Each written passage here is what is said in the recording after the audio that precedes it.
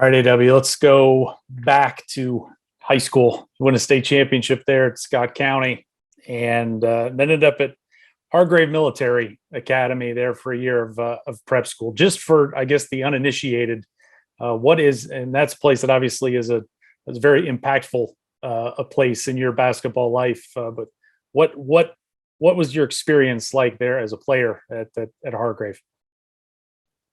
It's weird, Jeff. It was the best thing that ever could have happened to me. I didn't have a high enough ACT score, and I ended up having to go to a prep school or a junior college. And my path ended up taking me to Hargrave Military Academy. You know what it did too, Jeff? So I go try out for Fork Union, for Fletcher Arrett, and then I go try out for Kevin Keats at Hargrave Military Academy. I end up at Hargrave, and the best thing it did for me is I learned how to learn. I really grew as a student. I grew as a person. The fear of going away from home and being homesick was cured for me. When you go to a place like Hargrave, it's the best prep school you can possibly go to. It's an all boys military boarding school in Chatham, Virginia, in the middle of nowhere. But there's no TVs back then. There was no cell phones. You just focused on becoming a better person every day. There was so much structure, so much discipline. It was really, really good for me. You would have never thought, okay, A.W. Hamilton in high school didn't have a high enough ACT score. Fast forward a year, he ends up at one of the best academic universities in the country at Wake Forest. I mean, it makes no sense. If you knew me in high school, you'd have said, man, no way that could have happened. How does the recruiting process start for you when you're at a prep school, or is it sort of I guess you're being recruited out of high school and then maybe it pauses for a second while you go to prep school though. How did that process work for you in terms of being recruited to ultimately get to Wake? So what happens is the amount of exposure you get at Hargrave. When you go there, people automatically think, okay, this kid's gonna be a qualifier, and so the amount of exposure I got, and this from college athletics and basketball recruiting.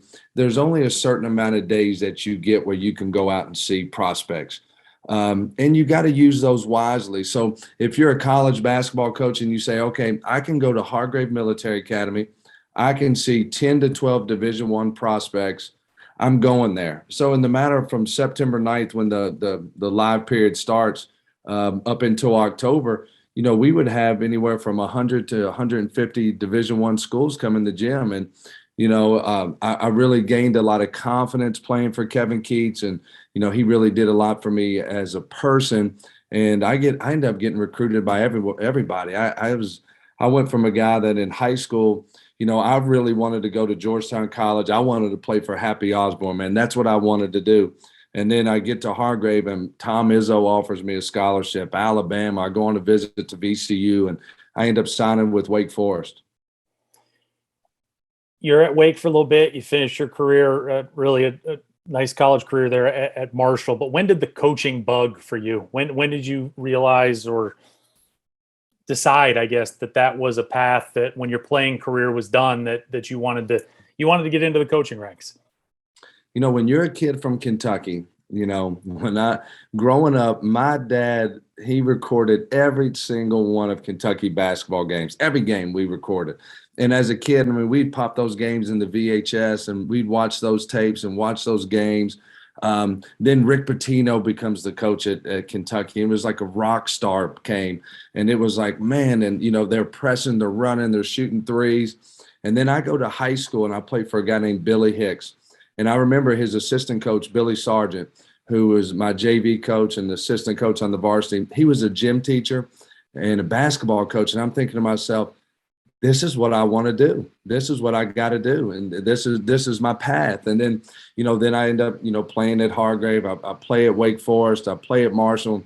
And what happens to me, Jeff, is I get to Marshall and my GPA wasn't high enough to get into the education program. So I had a major in communications, and I was like, I was going to coach in college. That's what I'm going to do. I'm going to be a college basketball coach. And, but it's something as a young kid, I knew I was going to be a coach.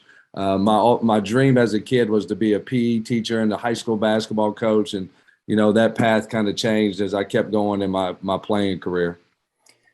I was reading there in your college days, you would spend some summers working Tubby Smith's camp at Kentucky, and sort of in the time of your growing. I don't know if it's your growing philosophies, but you're at least growing your Rolodex and meeting people and trying to build some sort of relationships. What do you remember about those camps, and what was sort of the biggest impact it had on you and biggest takeaway you were able to get out of it? So Ron Jersa was my coach that I finished with at Marshall. I played for Greg White and then Ron Jersa. And coach knew I wanted to be a college basketball coach. He was like, so you got to work some camps. You need to work camps. And he was like, Tubby Smith is one of my best friends. He said, I'm going to get you into Kentucky's basketball camp. And I was like, are you serious? I mean, I get to work Tubby Smith's basketball camp. So I go there. We're working camp, and I did it every summer in as many sessions that Tubby would let me. But the thing that I remember the most is Tubby. There's like 500 kids at this camp. There's tons of coaches and high school coaches and people that are dying to be there. Tubby walked up to every single person, shook their hand, genuinely, cared about each person, and just made it just like a personal connection with that. Like when I met Tubby Smith, I was like, this guy already really knows me. Like this guy really genuinely likes me. Tubby probably had no idea who I was, but I was like, that's the type of person I want to be. I want to be just like that, and like I want to have that type of first impression on people. I want people to know that I'm genuinely a nice person. And I think Tubby Smith, working this camp, that was the most impactful thing I've got out of there. Did you have any?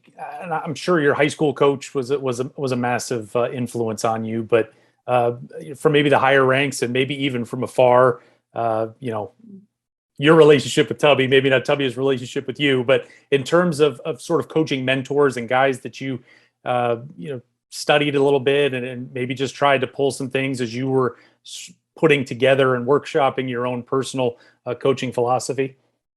Yeah, when I was coming up in the state of Kentucky, when in high school basketball in Kentucky, however Kentucky plays, most of the high school coaches, emulate that. When Kentucky plays a game here in this state, they're playing when no cars are on the road. That's it's right. like, oh, That's right. Cats must be playing, or EKU, right? There you go. But so when I was in high school and I was growing up, it was pressing, running, shooting threes. So then I played for a guy named Billy Hicks, and that's what we did. I mean, we were red heat, and it was, we pressed for 32 minutes. And all the starters, we didn't come out of the game. We were in the best shape of anybody in the state. We win a state title, and that was just the brand that I loved. And then I go play for Kevin Keats, and we played the same way. And and I got lucky, Jeff, because I played for Billy Hicks, who's a high school legend.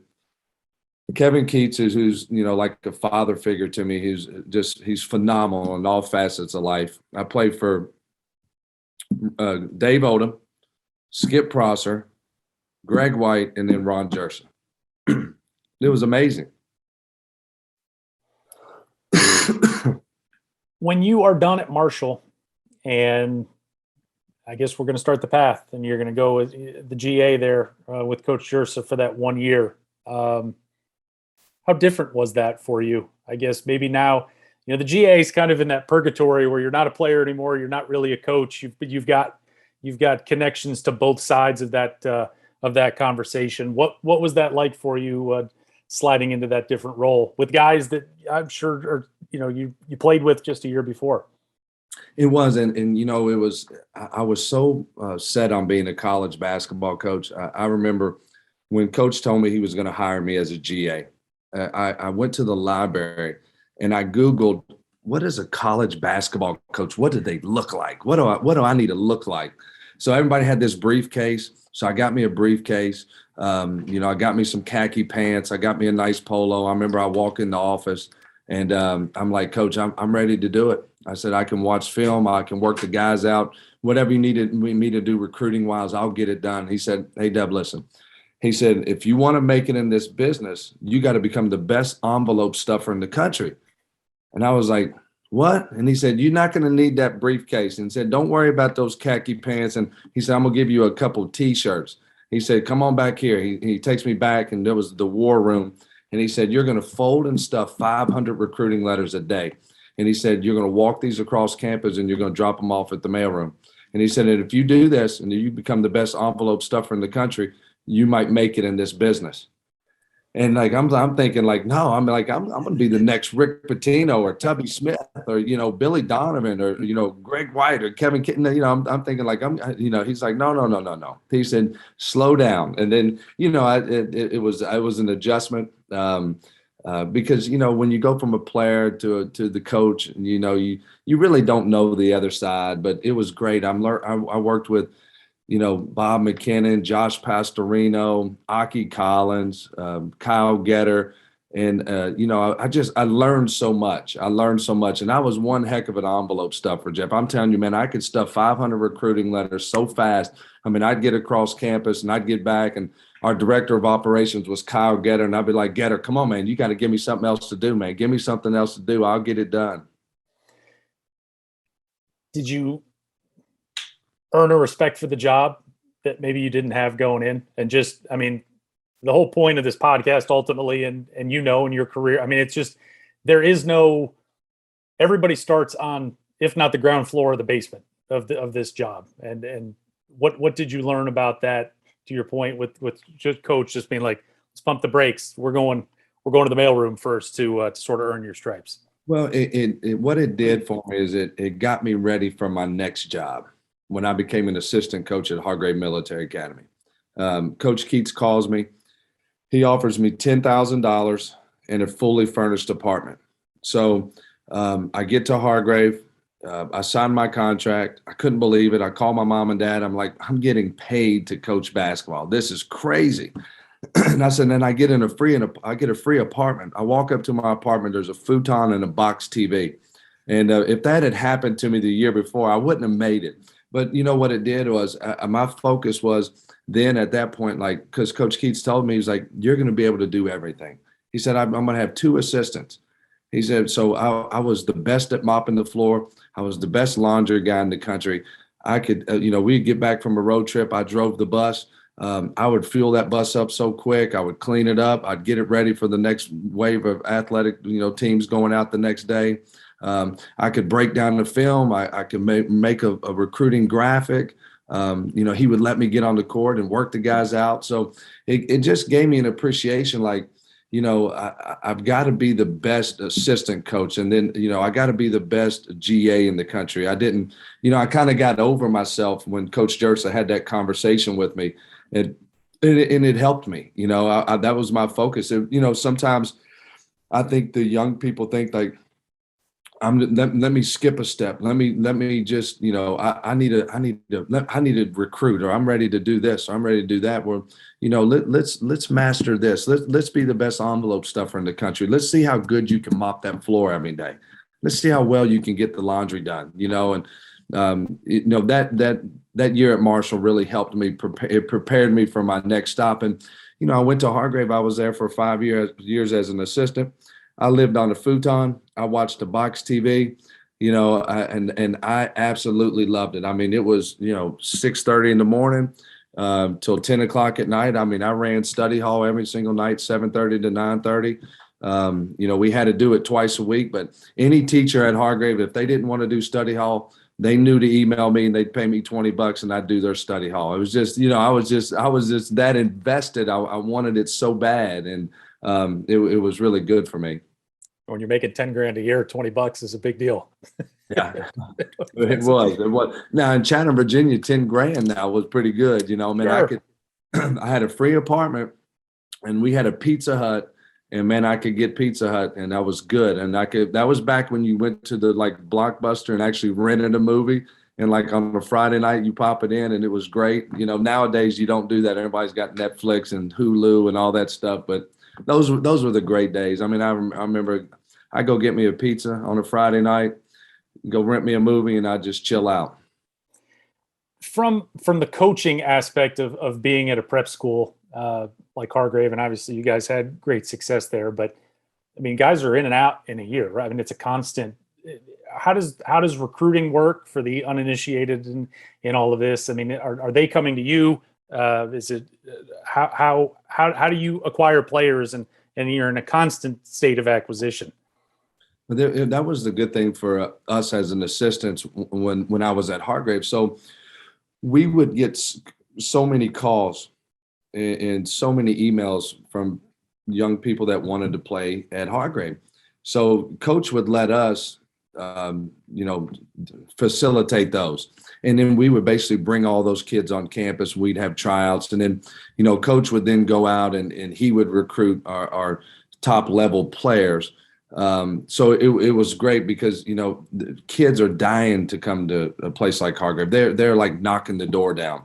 And then you got to go out and, you know, because the standard there is so high and the expectation is so high. I mean, even when I got the job, so I'm following Kevin Keats.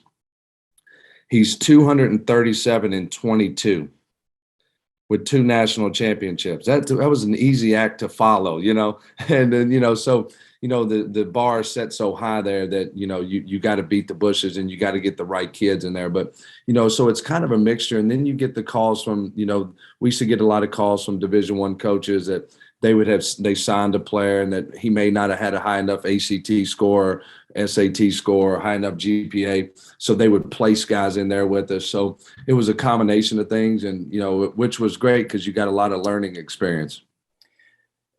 When it comes to the job, and now it's yours, you know, is it a when Coach Keats moves on, I guess, first of all, did he give you do you remember any advice that he gave you that now this is your ship to run? He did. He said, listen, you cannot emulate me. You have to be A.W. Hamilton. You can't be Kevin Keats. He said, you're ready for this job. You know, he said, you've been loyal. You know how to run this program. You played here. You're very well respected here. You're ready for this job. You got to be A.W. Hamilton. You can't be Kevin Keats. And that was my focus. And, you know, so what I had to do, Jeff, is like, I didn't know if I could, if starting out, if I was going to win a national championship year one. I mean, we had just won one 2 years before Coach left. You know, we were in the Final Four every year. I said, well, so what I got to do is like, I gotta be a great fundraiser, and I've got to rally the community around me. So I said, okay, so what we're going to do, we're going to play more home games. And then, you know, I'm going to try to fundraise. I'm going to try to renovate the gym. I want to renovate our office. I want to do some things that I've got to leave my legacy on this, on Hargrave. I've got to leave my legacy as the basketball coach here. And then, you know, I got lucky my first year. You know, my first call when I got the job was to Montrezl Harrell. I had to keep him on my roster, and we ended up going 38-1, got beaten the national championship game. And, you know, it was just, we generated a lot of excitement. And with that team, I had such a special team. You know, we went from playing like 5 home games a year to like my first year, we played like 15 or 16. And I was just finding different ways to get people in the gym. And so we gained a lot of excitement and traction from the community. And it was a lot of fun. And that I was very fortunate because my first year as a head coach, I had one of the most special group of players and people that you can ever imagine. It's one of those teams you dream about having. And then I was so naive. I thought every year is going to be like this. And then, you know, I quickly learned that it's not. I just had a group that they were so connected. They loved each other. They were so bought into me. They were so bought into our brand and our style of play. And, and they went 38-1. And we almost won the national title. We played against a really good Brewster team. And one of my better players, Ryan Taylor, rolled his ankle about 10 minutes ago in the game. And we couldn't overcome it. I think it was Lou Holtz that said once upon a time that, you know, winning the national championship was easy. It's staying at the top after is the challenge. And I think, you think you lost 20 games in your 6 seasons there at Hargrave after the great success that Coach Keats had. And obviously it's a different kind of program, and, you know, there's always going to be turnover, and there's always going to be, you know, you're relearning a team and, trying to speed up the chemistry part of the process. But what did you learn about not only success, but just, okay, we've got it, but this is how we have to maintain this standard year in and year out, no matter who's here?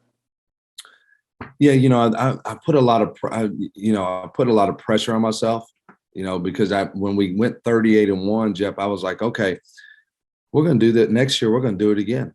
Well, I said, we'll get right back to the national championship game and we're going to win it. And I had Terry Rozier that year, and I lost 6 games with Terry Rozier. I did it. I did a horrible job that next year coaching.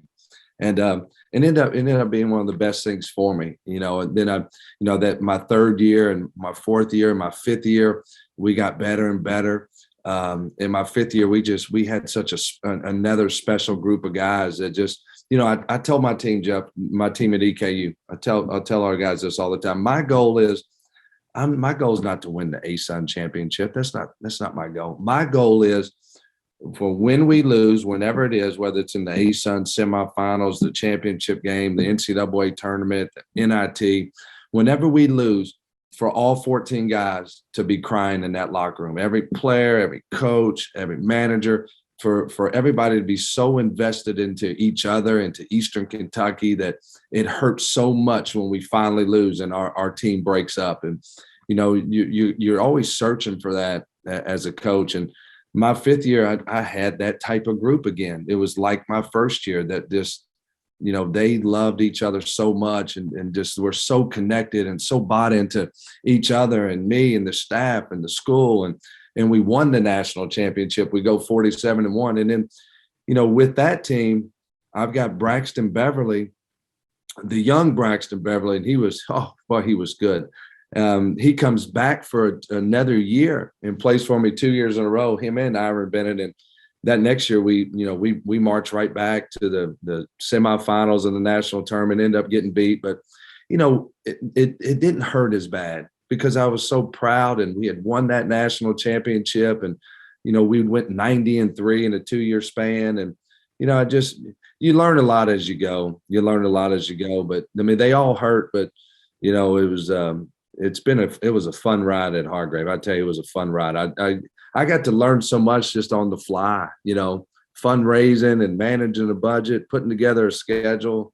My first couple of years, you should have seen how terrible a job I did a terrible job scheduling. Jeff, I'd have us playing a home game on a Friday, and then on Saturday driving 4 hours playing an away game. I don't know what the hell I was thinking.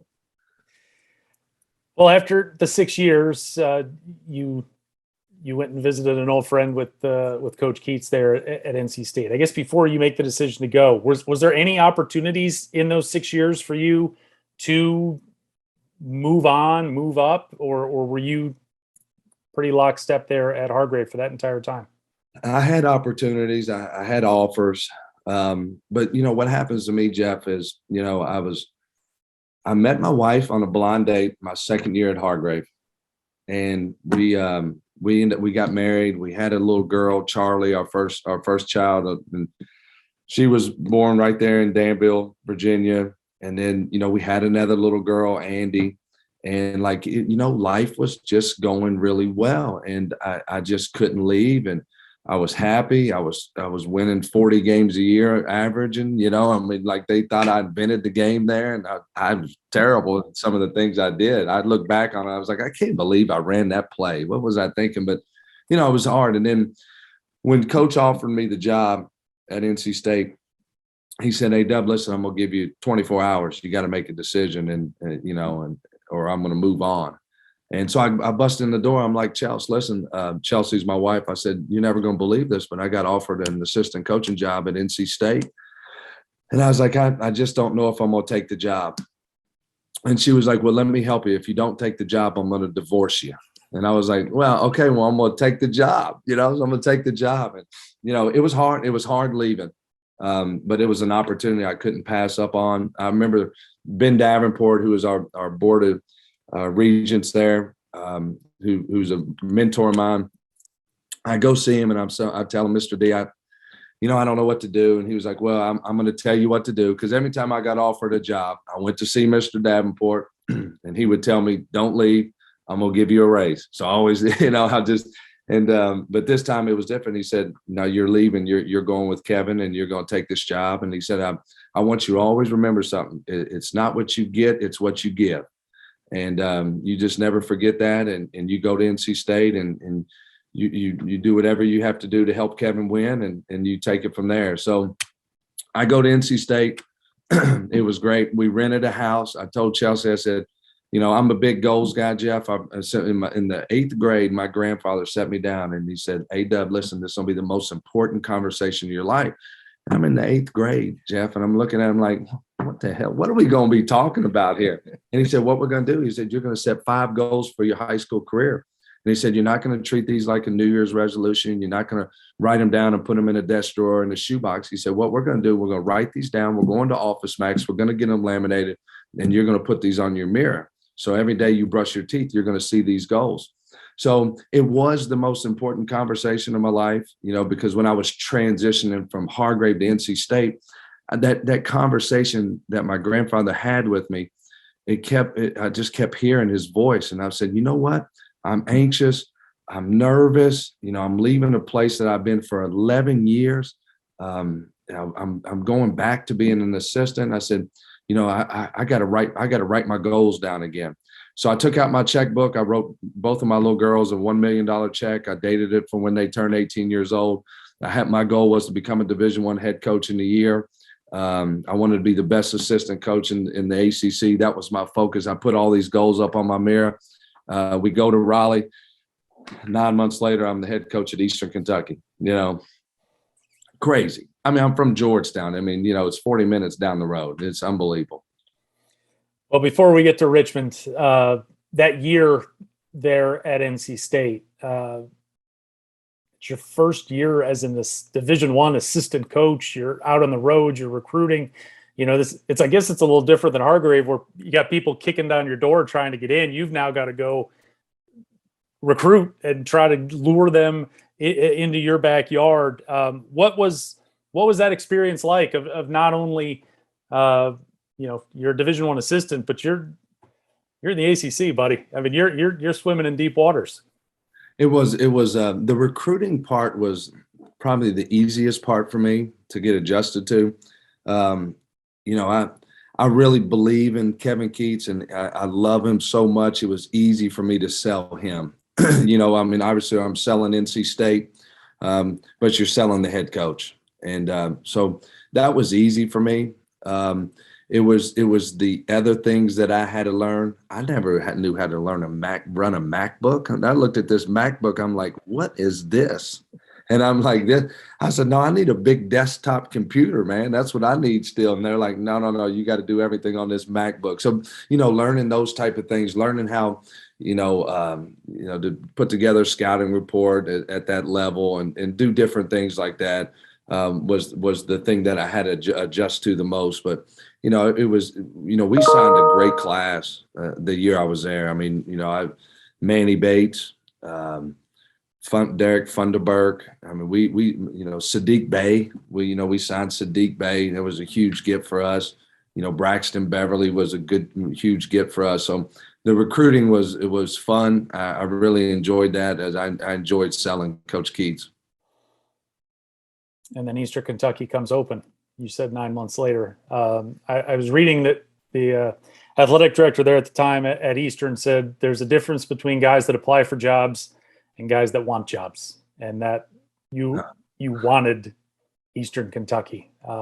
Obviously, it's home. It's stone's throw from where you grew up. And when do you remember that opening catching on your radar, and what was sort of the steps that you, and probably every favor you could call in at that point to try to get you toward the front of the line?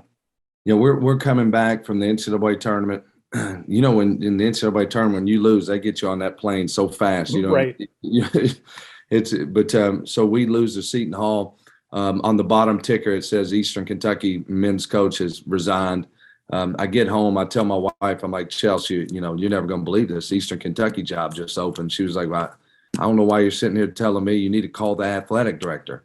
So I did everything I possibly could to get through to the athletic director. he finally calls me back and he says, "Hey, listen, I've had so many people apply for this job. You're not on my radar. I appreciate your interest." And I was like, "Look," I said, "Sir, nobody wants this job more than me." I said, "I just need to talk to you. I'm not asking for you to hire me. I just need to talk to you." So he was, about a week later, he finally, he breaks down. I mean, this is after I did everything I possibly, every favor and phone call, the text message, and heck, I sent him a 6-foot ladder in the mail. I don't know if you ever got one of those, but that's that's probably a little bit overwhelming. but he Well, finally. wait, what? All right, so I can guess, but why are we sending him a ladder? Well, I was like, I put in a note. I said, "Hey, man, you're gonna climb up on this ladder one day if you hire me." And but he finally, we finally have a conversation, and I was, my biggest thing was to show that nobody wanted the job more than me.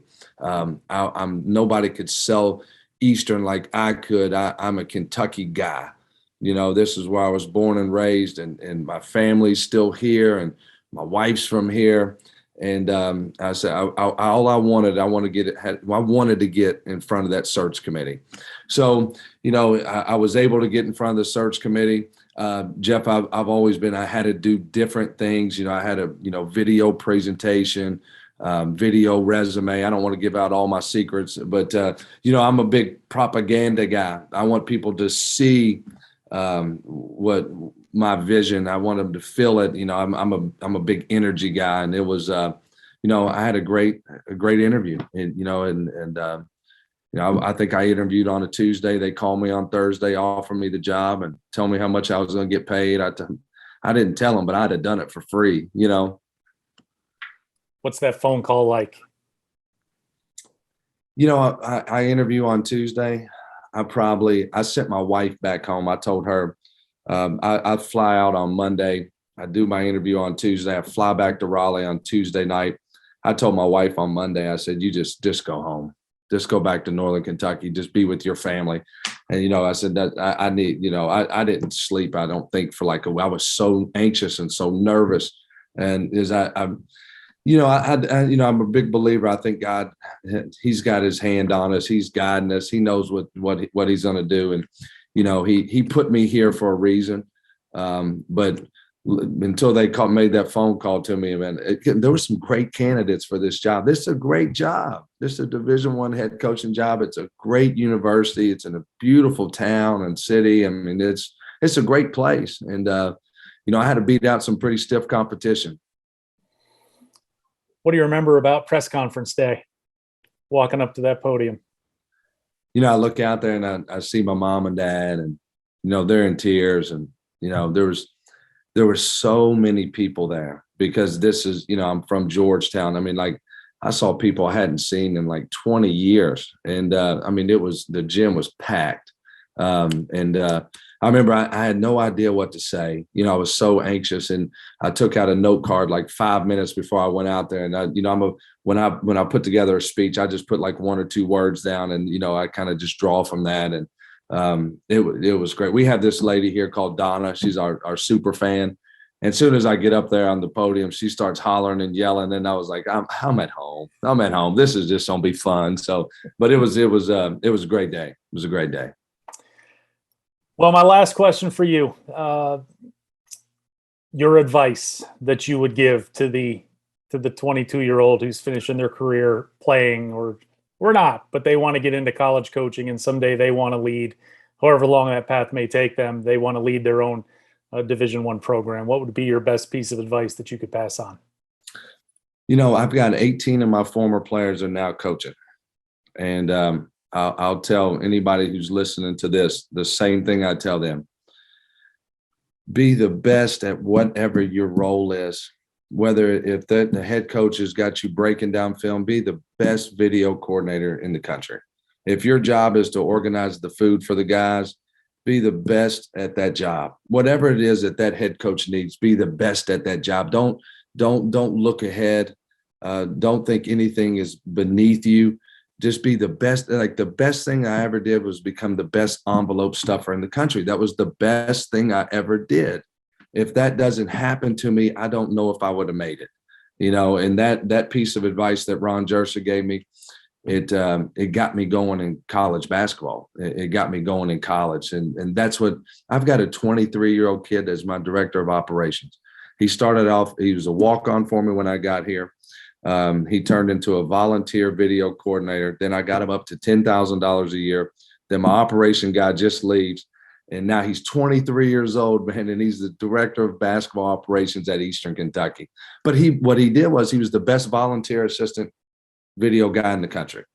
And then he just worked and worked and worked. And, you know, now young coaches, if you can master Photoshop, if you can master video, there's a place for you. There's a place for you. And then you get in there and you're so loyal and you're the best at that job, that head coach, whoever he is, he's going to take care of you. You know, this is a hard profession and you got to have the right people around you.